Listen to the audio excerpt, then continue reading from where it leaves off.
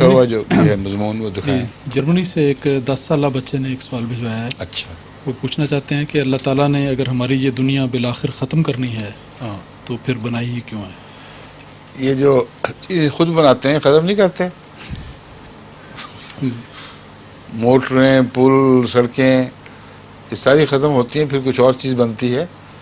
کرسیاں میزیں قالین کپڑے.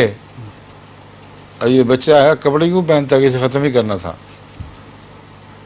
تو ہر چیز کی اپنی ایک عمر ہوتی ہے اور ڈیزائن میں شامل ہوتی ہے. کوئی بھی بغیر عمر کے نہیں سوائے خدا کے. اس لیے یہ دنیا جو اپنے مقصد کو پورا کر لے گی تب ختم ہوگی.